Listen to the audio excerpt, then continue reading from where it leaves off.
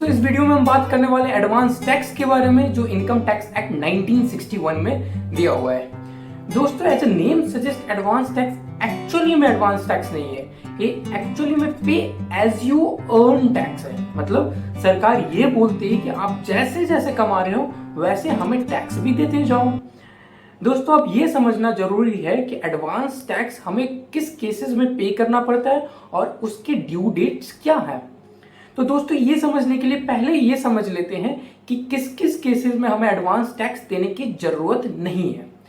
तो दोस्तों पहला केस ये है कि अगर आपका tax liability for the year 10,000 rupees से कम है, tax liability for the year 10,000 rupees से कम है तो आपको एडवांस टैक्स देने की जरूरत नहीं है।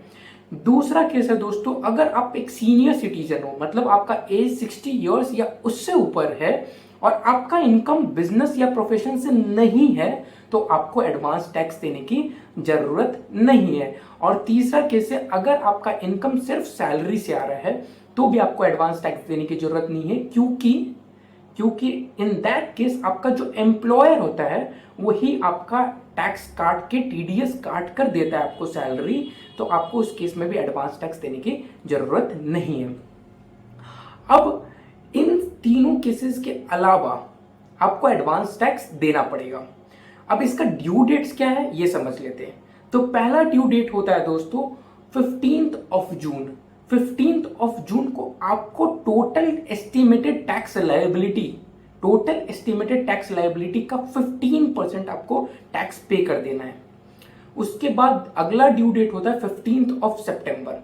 15th ऑफ सितंबर को आपको total estimated tax liability for the year का 45% पेमेंट कर देना है। मतलब आपने 15% पहले कर देना है और एडिशनल 30% आपको करना है बाय 15th ऑफ सितंबर। उसके बाद जो अगला ड्यू डेट है that is 15th of December. 15th of December तक आपको 75% पे कर देना है और 15th ऑफ मार्च तक आपको पे कर देना है 100% of your estimated tax liability. अब क्यों वर्ड यूज करते हैं हम एस्टिमेटेड टैक्स लायबिलिटी, क्योंकि आपको पूरे साल का इनकम नहीं पता होगा। 15th जून को आप ये नहीं बोल सकते हो कि आपका 31st March of next year का क्या इनकम होने वाला है। That is why we use estimated tax liability terminology. अब इसमें एक एक्सेप्शन है दोस्तों, अगर आप प्रिजम्पटिव टैक्सेशन ऑप्ट करते हो, प्रिजम्पटिव टैक्सेशन 44 AD का, तो इन दैट केस आपको जो इंटरमीडिएट जो भी ड्यू डेट्स है वो आपको एप्लीकेबल नहीं होगा। मतलब आपको 15th ऑफ मार्च तक आपको 100% अपना टैक्स लायबिलिटी डिपॉजिट करना है। मतलब आपको 15th of June, 15th of सितंबर और 15th ऑफ दिसंबर का ड्यू डेट्स एप्लीकेबल नहीं है और this is a relaxation for presumptive taxation. Alright दोस्तों, अब इसको समझते एक एग्जांपल के थ्रू। मान लो आपका income 1 lakh rupees per month है, 1 लाख रुपीज पर मंथ है फ्रॉम बिजनेस, और आप एस्टिमेट कर रहे हो कि 1 लाख रुपीज 12 महीने के लिए चलेगा और आपका टोटल इनकम जो पूरे साल का बनेगा दैट विल बी 12 lakhs।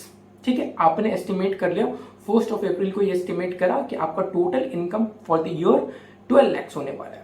अब मान लो टैक्स रेट आपका है 30% का, तो आपका जो बन रहा है 12 lakhs का आप इनकम देख लो, उस पर 30% टैक्स, तो आपका बनता है 3,60,000 रुपए का टोटल टैक्स लायबिलिटी। बट ये समझ लेना ये एस्टिमेटेड टैक्स लायबिलिटी है। अब 3,60,000 का आपको 15th जून को, 3,60,000 का 15th जून को आपको पे करना है 15%, ये बनता है 54,000 रुपए आपको पे कर देना है 15th ऑफ जून तक। अब आप जब आए 15th ऑफ सितंबर को, जब आप पहुंचे 15th ऑफ सितंबर को, आपने ये एस्टिमेट कर लिया कि आपका इनकम एस्टिमेट चेंज हो गया है, आपका इनकम एस्टिमेट चेंज हो गया। आपने ये अब देखा कि आपका जो एक्चुअल में इनकम है वो 1,20,000 रुपए के हिसाब से आ रहा है और आपका यही कंटिन्यू भी करेगा। तो आपका टोटल एस्टिमेटेड इनकम हो गया 1,20,000 इंटू 12 महीने 14,40,000 रुपए आपका टोटल एस्टिमेटेड इनकम हो गया फॉर द ईयर। अब इस पे अगर आप 30% का देखते हो टैक्स, तो आपका बनता है 4,32,000 रुपए पूरे साल का टैक्स बनता है। 4,32,000 रुपए पूरे साल का टैक्स बनता है। अब आप इसका 45% निकालोगे। 45% आपका बनता है 1,94,400। 1,94,400 जो आप पे करोगे 15 सितंबर तक। आपने ऑलरेडी पे कितना कर दिया है? आपने 54,000 ऑलरेडी पे कर दिया होगा 15 जून को। तो आपको जो टैक्स लाइबिलिटी 15 सितंबर को बन रहा है, दैट इज 1,40,400। 1,40,400। तो आपको ऐसे अपने एस्टिमेट को वापस से एक्चुअलाइज करते रहना है। ऐसा नहीं कि आपने जो स्टार्टिंग में जो इनकम ले लिया है उसी के बेसिस पे आप एडवांस टैक्स पे करोगे, नहीं। आपको हमेशा एस्टिमेट्स को रिवाइज करना है based on the actual facts. Alright दोस्तों, ये तो बात हो गई ड्यू डेट्स का। दोस्तों अब बात करते हैं penalty in case of non compliance with advance tax requirement. अगर आप नॉन कंप्लायंस करते हो एडवांस टैक्स के रिक्वायरमेंट से, तो सरकार आप पर क्या पेनल्टी इंपोज करेगी। तो पहले पेनल्टी है दोस्तों सेक्शन 234C के अंदर। सेक्शन 234C ये बोलता है कि जो भी आप रेस्पेक्टिव ड्यू डेट्स दिए हुए, अभी हमने 4 ड्यू डेट्स के बारे में बात करें, अगर आप रेस्पेक्टिव ड्यू डेट्स में शॉर्ट पेमेंट ऑफ टैक्स करते हो तो आपको पेनल्टी लग जाएगी 1% पर मंथ और पार्ट ऑफ मंथ। मतलब दोस्तों हमारे एग्जाम्पल में 15 जून को 54,000 रुपए का टैक्स लाइबिलिटी आ रहा था।